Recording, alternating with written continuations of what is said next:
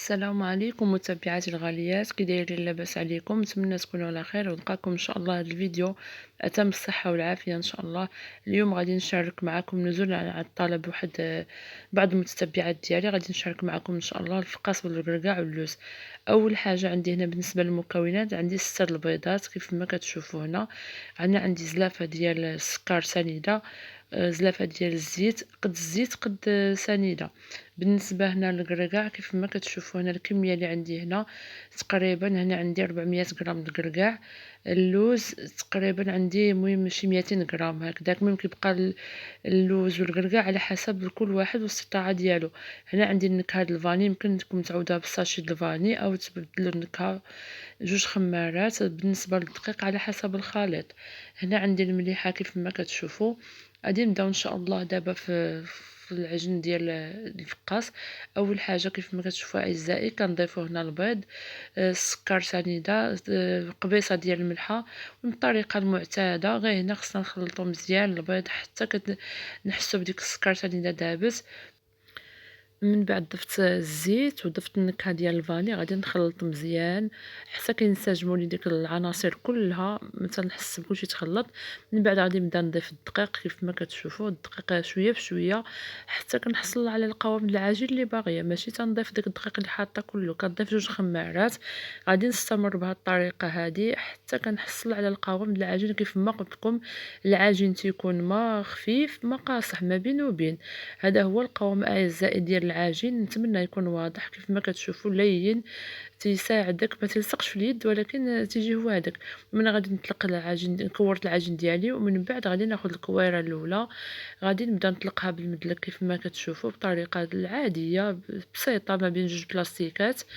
غادي بالنسبه للسمك ديال العجين ما غاديش نخليها غليظه ما غاديش نخليها رقيقه، كتكون ما بين وبين باش ملي تنحربلوها ما تجيناش غليظه او عاد تجينا رقيقه عاوتاني بزاف تبدا تقطع لنا.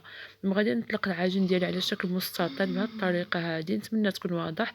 بالنسبه هنا لهاد التخليطه هذه عندي خديت البيض بيضه كامله وضفت لها قهوه سريعه الذوبان، وغادي ندهن العجين ديالي وغادي نبدا نطلق ديك الفواكه الجافه بالنسبه للكركاع واللوز بطريقه عشوائيه، ماشي تنستف ولا تاخذ مني الوقت. سهله سهله بزاف، ونتمنى تكون واضحه ويكون الشرح ديالي واضح. ونتمنى الاخت ديالي اللي طلبت مني هاد الطريقه بالتفصيل تكون واضحه وتجربوا ان شاء الله وتشاركوا معنا وتشارك معايا الطريقه، ونتمنى زعما تنجح فيها ان شاء الله باذن الله. طريقه اللي سهله كيف ما كتشوفوا كنحربل هذا. بالنسبه للتحربيل انا كنحربل وانا كنزير، ما تنخليش ديك العجين مرخوف.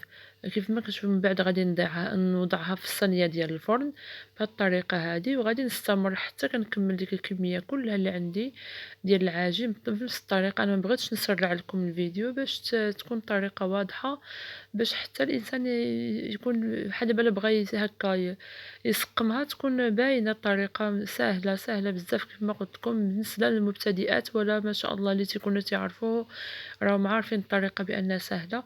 غادي نستمر بهذه الطريقه كيف ما قلت لكم حتى كنكمل الكميه اللي عندي كلها. ونطلب من المتبعات ديالي والاخوات ديالي انهم يشجعوني باللايكات ديالهم وبالكلام الطيب ديالهم لي كومونتير ديالهم واللي ما يشاركوا هاد القناه ديالي مع الاهل ديالهم والاحباب باش تعمل فائده على الجميع. ونتمنى ان شاء الله نكون في المستوى المطلوب. من بعد اعزائي هنا خديت البيض، خديت عفوا خديت البيض ودهنت داك الوجه ديال الفقاس ديالي. غادي نزينو بالزنجلان البيض. يمكن لكم تزينوه باللوز هاشي او باللوز ايفيلي. انا نزول عند السيده اللي طلباتو مني بالزنجلان البيض. كيف ما كتشوفوا بهذه الطريقه هذه غادي نكمل الكميه اللي عندي، ما تنتقبوا ما حتى شي حاجه، ما الحمد لله ما تيطرطق ما والو. غادي نمشي نشعل الفرن ديالي. الفقاس بالنسبه للفقاس كندخلوه على نار بارده، عمر الفقاس ما كندخلوه في فران سخون باش ما تيطرطقناش وتتكون النار مهيله بزاف. تيطيب على المهل باش تطيب على خاطرو. كيف ما كتشوفوا اعزائي هذا هو الشكل ديال الفقاس ديالي من بعد ما طاب. تنخليه يرتاح شي شويش. بالنسبه انا ما تنخليهش بزاف، ولكن الا كانت شي اخت عاد مبتدئه تخاف منه تخليه يرتاح حتى تيبرد، كنغطيوه بمنديل شويه يشفازك وتتخليه يرتاح. كيف ما كتشوفوا أعزائي هذا هو الشكل ديال الفقاص ديالنا بالكركاع واللوز اللي رائع لا في المذاق ولا في الشكل. ماشي تنشكركم، راه الأخت ديالي الأخوات زعما اللي تياخدو من عندي راهم الحمد لله تياخدوه وتيعاودو الحمد لله، وهذا الحمد لله تتجيني فخر الحمد لله وكنطلب سيدي ربي عليه يحشمنا ويبارك لينا وليكم في طريق الحلال. هذا ما كان. ايوا اعزائي كيف ما كتشوفوا تنستمر بهذه الطريقه هذه بالنسبه حتى للتقطاع ديالو راه با تيتفرتل ما والو، تيجي الطريقه سهله سهله بزاف. غير تبعوا هاد المراحل هذه وغادي ان شاء الله غادي تنجحوا باش تطبقوا هاد الطريقه هذه. غادي نستمر هكا بالقطع ديال الفقاس ديالي حتى نكمل الكميه ديالو. غادي نبدا ندخلها ان شاء الله للفران وهانتوما معايا.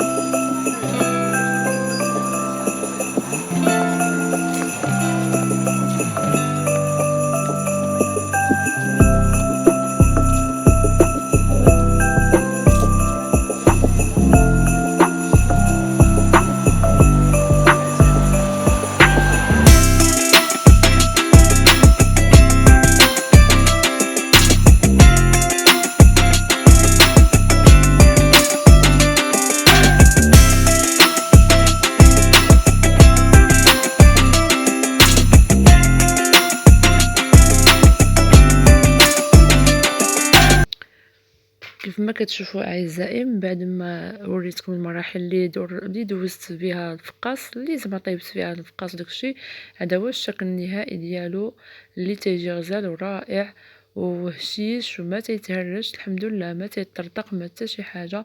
كيف ما كتشوفوا راكم شفتوني المراحل كلها ما تقبتوا ما حتى شي حاجه الحمد لله. تيجي النتيجه كتكون زوينه رائعه بزاف وراه الحمد لله. ماشي تنشكر لكم، راه اللي واخدو من عندي واللي ضايقو راه سيعرف شنو تنقول. والهلا حشمنا هادشي ما كان. ونتمنى الاخت اللي تواصلت معايا من الديار الاوروبيه تكون الطريقه واضحه ليها وتطبقها وتشاركها معنا جميعا ان شاء الله في لي كومونتير. وشكرا لكم متتبعاتي الغاليات على كلامكم الطيب وعلى الوقوف معايا وعلى البارطاج ديالكم الفيديوهات ديالي. وشكرا لكم بزاف، وخا غادي نشكركم ما غاديش نوفي زعما الوقوف ديالكم معايا وهذا واللي حشمني معاكم. ونتمنى الاخوات كلهم اللي بغات شي وصفه ولا شي حاجه تطلبها مني على الراس والعين. كل شيء تحت الطلب ديالكم ان شاء الله. هذا سمحوا لي على الهضره ما تبغيش تخرج لي الهضره فياش انا الهضره بزاف. المهم كيف ما قلت لكم اللي بغات شي حاجه على الراس والعين، ونتمنى نكون عند حسن الظن ديالكم ان شاء الله. ونتلاقاو ان شاء الله في فيديو قادم ان شاء الله بكل ان شاء الله صحه وعافيه. ومن هذا المنبر هذا بغيت نبارك لجميع المغاربه وجميع المسلمين حلول شهر رجب الفضيل، والله يجعله علينا وعليكم بالصحه والعافيه، وان شاء الله يتقبل منا ومنكم جميع الاعمال الحسنه.